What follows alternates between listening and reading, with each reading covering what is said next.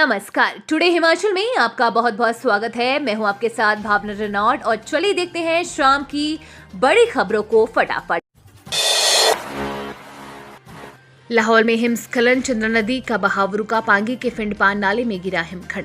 Orange alert के बीच हिमाचल प्रदेश में बुधवार रात को भारी बारिश और बर्फबारी हुई है। लाहौर में अटल टनल के नोथ पोर्टल के पास जगशांग नाला में हिमस्खलन हुआ है।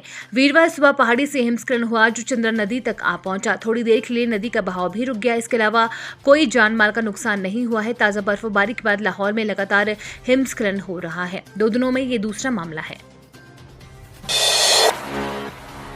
धर्मशाला में दौड़ेंगी इलेक्ट्रिकल बसें, आज से कर सकेंगे सफर, सीएम सुक्खू दिखाएंगे हरी झंडी। स्मार्ट सिटी परियोजना के तहत खरीदी गई इलेक्ट्रिकल बसों में 20 अप्रैल से लोग सफर कर पाएंगे। मुख्यमंत्री सुखविंदर सिंह सुक्खू अंतर्राज्यीय बस अड्डा धर्मशाला से बसों को हरी झंडी दिखाएंगे। सभी बसें हिमाचल पथ परिवहन निगम के निर्धारित रूट पर दौड़ेंगी। बसों को बुधवार को ट्रायल के तौर पर चलाया गया। 45 से 50 मिनट में होगी चार्ज। इलेक्ट्रिकल बसें 45 से 50 मिनट में चार्ज हो जाएंगी और 180 किलोमीटर चलेंगी। हालांकि चालकों को निर्देश दिए गए हैं कि जब बैटरी 20% रह जाए तो बसें ना चलाएं और इन्हें चार्जिंग स्टेशनों में चार्ज करें। सीएम सुक्खू ने संभाली शिमला नगर निगम चुनाव की कमान, प्रत्याशियों से कहा फील्ड में एकजुटता से करेगा। नगर निगम चुनाव में जीत के लिए मुख्यमंत्री सुखविंदर सिंह सुक्खू स्वयं फील्ड में उतर गए हैं। कांग्रेस की सत्तासीन होने के बाद प्रदेश में पहला चुनाव है। ऐसे में कांग्रेस इस चुनाव में जीत हासिल करना चाहती है। मंगलवार को नामांकन के दौरान भाजपा के बेहतर चुनावी प्रबंधन के बाद कांग्रेस भी फ्रंट फुट पर आ गई है। मुख्यमंत्री सुक्खू ने बुधवार को सरकारी आवास ओक ओवर में नगर निगम चुनाव को लेकर बैठक की। बैठक में पार्टी की ओर से चुनावी मैदान में उतारे गए सभी 34 वार्डों के प्रत्याशियों ने हिस्सा लिया। मुख्यमंत्री ने प्रत्याशियों को कहा कि सभी एकजुट होकर चुनाव लड़े। उन्होंने कहा कि चुनाव में जीत महत्वपूर्ण है और ये तभी संभव होगा जब हम एकजुट होकर चुनाव लड़ेंगे। इसके लिए कड़ी मेहनत करनी होगी। 11 तहसीलदारों के तबादला आदेश जारी, अशोक भरमौर से हमीरपुर ट्रांसफर। हिमाचल प्रदेश सरकार ने 11 तहसीलदारों के तबादले किए हैं। प्रधान सचिव राजस्व ओंकार चंद शर्मा ने वीरवार को तबादला आदेश जारी कर दिए हैं। जगपाल सिंह को नेरवा से कसौली, जय सिंह को पूह से शिलाई, हरीश कुमार को जोगिंद्रनगर से बैजनाथ, भावना वर्मा को बैजनाथ से जोगिंद्रनगर, मनमोहन जिस्टू को कसौली से शिमला, राजेंद्र सिंह कुपवी से कंडाघाट, अमन कुमार को कंडाघाट से कुपवी, अशोक कुमार को भरमौर से हमीरपुर, राजीव रांटा को संगरार से सोलन और विपिन ठाकुर को भी नैना देवी जी से स्वारघाट से घनारी ट्रांसफर किया गया है। दाचा शिंकुला सड़क पर बर्फबारी में फंसे 9 मजदूर सुरक्षित बचाए गए। 7 घंटे से ज्यादा चला रेस्क्यू। लाहौल स्पीति के लाहौल घाटी में भारी हिमपात हो रहा है। बर्फबारी के चलते घाटी में यातायात भी बंद हो गया है। ताजा बर्फबारी के कारण दाचा शिंकुला मार्ग पर 9 मजदूर फंस गए हैं। हालांकि 7 घंटे के रेस्क्यू के बाद मजदूरों को सुरक्षित दाचा पहुंचाया गया। गुरुवार रात करीब 10:15 बजे एसएससीपी दाचा में सूचना मिली कि गर्ग एंड गर्ग कंपनी में काम करने वाले करीब 9 मजदूर भारी बर्फबारी के कारण दाचू शिंकुला सड़क में फंसे हुए हैं। मजदूर दाचा से लगभग 10 किलोमीटर की दूरी पर पलमों में काम कर रहे थे। हिमाचल 134 और स्कूलों में मिलेगी व्यावसायिक शिक्षा, आउटसोर्स आधार पर भर्ती होंगे शिक्षक। हिमाचल प्रदेश के 134 और वरिष्ठ माध्यमिक स्कूलों में जल्दी व्यावसायिक शिक्षा मिलना शुरू होगी। समग्र शिक्षा अभियान के राज्य परियोजना निदेशालय ने नए स्कूलों के नामों की सूची जारी कर दी है। 9वीं से 12वीं कक्षा के विद्यार्थियों को वोकेशनल शिक्षा देने के लिए विभिन्न ट्रेड में प्रशिक्षित 134 शिक्षकों के आउटसोर्स आधार पर सरकार भर्ती करेगी।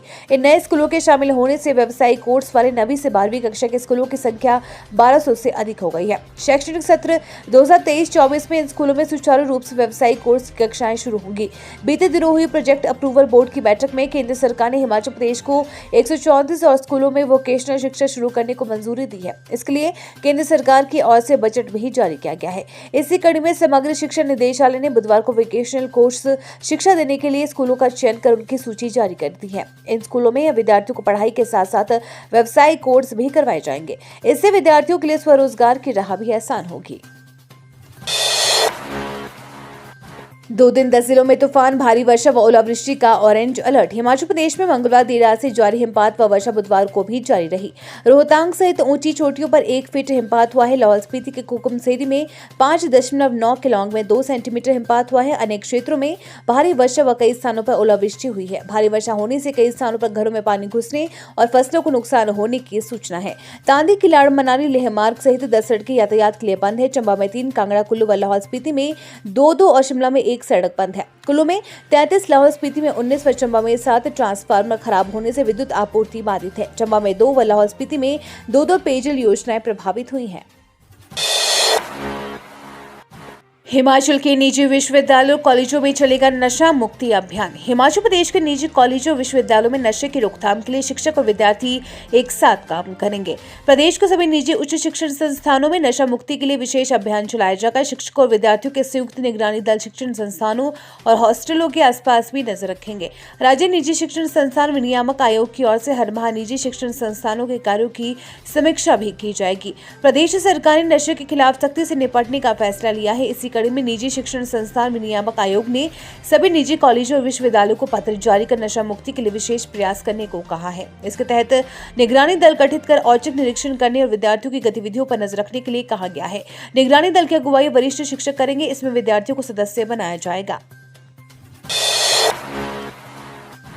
हाई कोर्ट ने रद्द किया सरकार का फैसला, अनुबंध सेवा को पुरानी पेंशन के लिए गिने जाने के लिए आदेश जारी।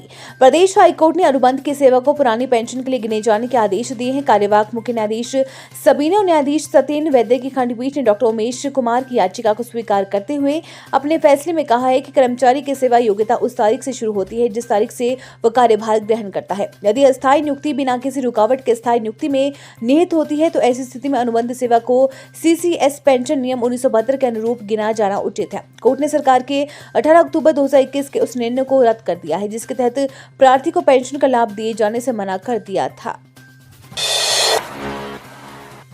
एक्शन में बिजली विभाग बिल न भरने वाले 153 उपभोक्ताओं को जारी किए नोटिस। विद्युत विभाग नालागढ़ ने बिजली बिलों के रूप में उपभोक्ताओं से अपनी बकाया राशि वसूलने के लिए नोटिस थमाने शुरू कर दी है। नोटिस के बावजूद भी बिल जमा नहीं किए गए तो विभाग उनके कनेक्शन काट देगा, जिससे उपभोक्ताओं को अतिरिक्त फीस भरनी होगी।